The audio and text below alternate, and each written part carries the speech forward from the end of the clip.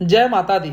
आज हम आप लोगों को दुर्गा माँ के 8वें स्वरूप माता महागौरी की कथा सुनाएंगे।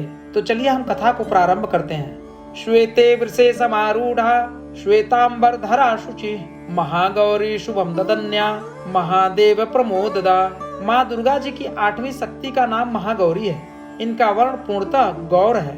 इस गौरता की उपमा शंख, चंद्र और कुंद के फूल से दी गई है। इनकी आयु 8 वर्ष की मानी गई है। अष्टवर्षा भावेद गौरी। इनके समस्त वस्त्र एवं आभूषण आदि भी श्वेत हैं। इनकी 4 भुजाएं हैं। इनका वाहन वृषभ है। इनके ऊपर के दाहिने हाथ में अभय मुद्रा और नीचे वाले दाहिने हाथ में त्रिशूल है। ऊपर वाले बाएं हाथ में डमरू और नीचे के बाएं हाथ में वर मुद्रा है। इनकी मुद्रा अत्यंत शांत है। अपने पार्वती रूप में इन्होंने भगवान शिव को पति रूप में प्राप्त करने के लिए बड़ी कठोर तपस्या की थी। इनकी प्रतिज्ञा थी कि ब्रियेहम वरदम शुभम नान्यम देवम महेश्वरात्। गोस्वामी तुलसीदास जी के अनुसार भी इन्होंने भगवान शिव के वरण के लिए कठोर संकल्प लिया था। जन्म कोटि लगी रगर हमारी बरऊं शंभु नत रहूं कुंवारी।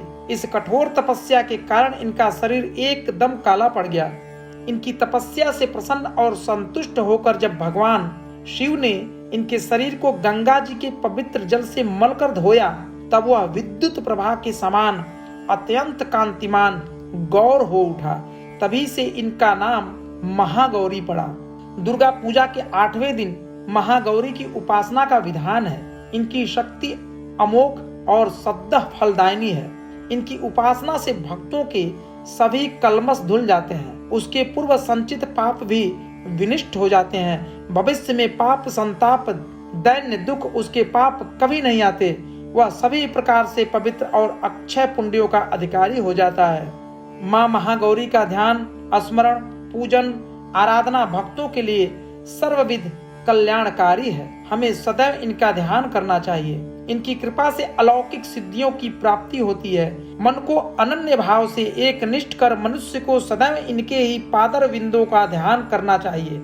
ये भक्तों का कष्ट अवश्य ही दूर करती हैं। इनकी उपासना से आर्त जनों के असंभव कार्य भी संभव हो जाते हैं। अतः इनके चरणों की शरण पाने के लिए हमें सर्वविध प्रयत्न करना चाहिए।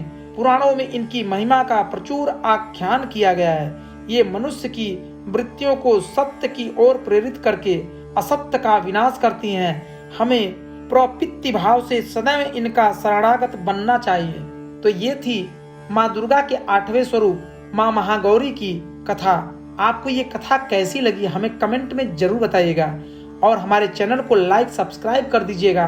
और हाँ, इस परम कल्याणकारी कथा को आप लोग ज्यादा से ज्यादा शेयर कीजिएगा ताकि अन्य लोगों तक भी इस कथा को पहुंचाई जा सके। तो जल्द ही मिलते हैं माता रानी की अगली कथा के साथ। तब तक के लिए जय माता दी।